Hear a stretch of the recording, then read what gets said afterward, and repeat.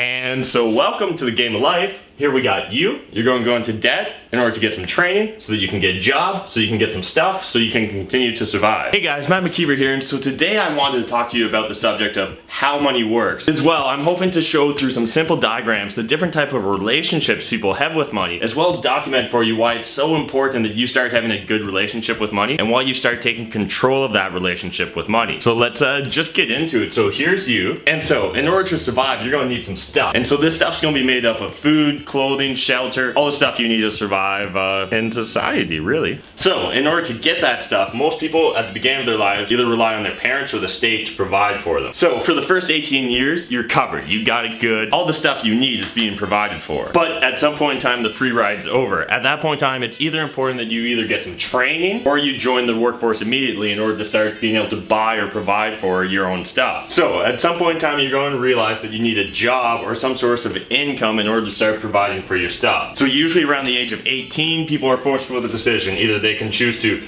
directly go and get the job, or some people decide to upgrade their skill set and go into debt and get training in the hopes that the training is going to result in higher pay. And so this is what life looks like for most people from the age of 18 to 22-ish. You know, you go into debt in order to get training, in order to get a job so you can get stuff so you can survive. That's the game of life, I guess, really. And so welcome to the game of life. Here we got you. You're going to go into debt in order to get some training so that you can get a job, so you can get some stuff, so you can continue to survive. So once you collected the amount of training necessary, you then get the job. So now you work your job in order to pay for your stuff. But remember, you also have that debt you have to pay off. Job gives you money, you pay for your debt, plus some stuff. Repeat. So what most people do is at the start, they work diligently to pay off that debt. So what are we left with? We're left with you, your job, and stuff. Welcome to ends meet. You know that saying, I can barely make ends meet? Well, this is it exactly here. You're simply you're working your job just enough, you're not saving anything, all your money's going into your stuff, and your stuff's going into you to keep you alive. That's a pretty bleak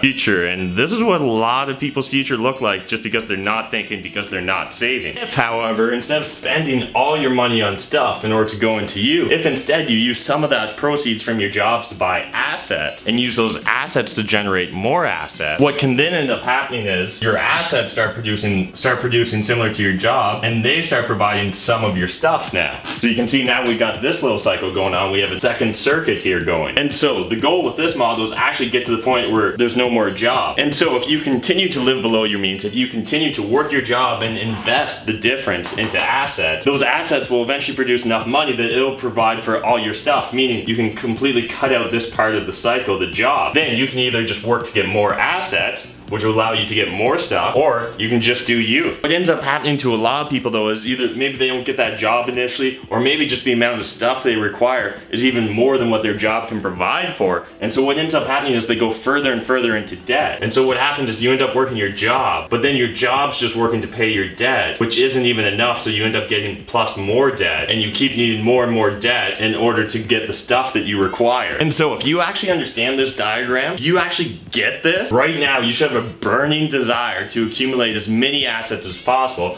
in order to cut the job out of this cycle. So you get to the point where you just have your assets providing for your stuff, providing for you. You're doing nothing but managing your assets at this point. That's the dream. That's early retirement. That is financial independence. But you know what? These arrows really don't do things justice well enough because we're not all consuming the exact same amount of stuff. And so why don't we all consume the exact same amount of stuff? Well, a lot of us qualify our needs as very different, and a lot of us have very different value structures towards what our needs are, what they constitute. And a lot of us aren't conscious about our consumption. And so that's really what sets people back on this whole thing. So instead of just drawing a simple arrow, let's look at it a slightly different way. So instead of just drawing a simple arrow, let's look at it as you actually need $20,000 in stuff in order to survive. So now you need to at least have your job produce at least $20,000 after taxes in order to survive. So that simply means that you now need to get a job that provides at least $20,000 after taxes in order to survive. So the only way you're ever going to get out of this cycle where you go work for your job, in order to provide for your stuff, in order for you to survive, is you're going to have to start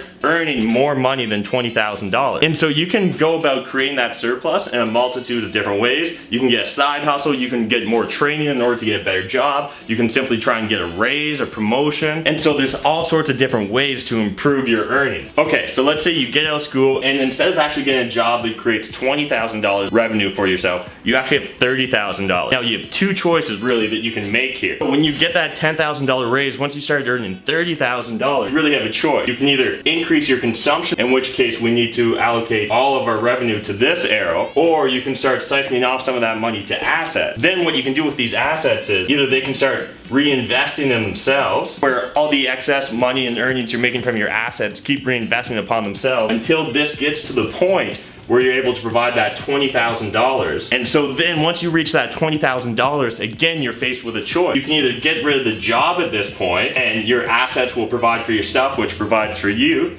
or you could keep working the job and you could actually let your consumption increase even further, and instead of consuming $20,000, you can now consume $40,000 because we have $20,000 from our assets, plus still the $20,000 from our stuff, plus we could even increase it another $10,000 because with the original $10,000 we were siphoning off to our assets. So at this point then you really have a lot of choices. You can take the job out of this equation and you can focus on charity, passion, fun, family, or if you choose, you can increase your consumption now and start consuming more and keep the job. The key here is really to become conscious of your consumption. Once you become conscious of what you're consuming, once you're in control of how much stuff you need, that's when things start to really get powerful. That's when you can actually start reaching financial independence at an early age. And because let's think about this, for stuff, what do you actually need? You need shelter, you need food. That food can come in a million different varieties. Probably you just need 2,000 to 3,000 calories. Now what those calories cost you and what nutrients are in them, that can take on an infinite amount of options. And so that's where becoming creative with your spending is so important. There's lots of ways you can reduce your consumption. Same with shelter. That's why something like house hacking is so important. If we can get this arrow to be as small as possible, it means that most of your work, most of the money you're earning from your job can go towards getting assets. Those assets can keep rolling over, and that's what's going to allow you to build a large portfolio. That's what's going to allow you to substitute your job income with the income from your assets. So I know a lot of you probably now are going to be chomping at the bit to go out there and get some assets, and you should be. But you should be is chomping just as much at the bit to reduce your consumption so that you can reduce the amount of assets you actually need in order to provide for your retirement,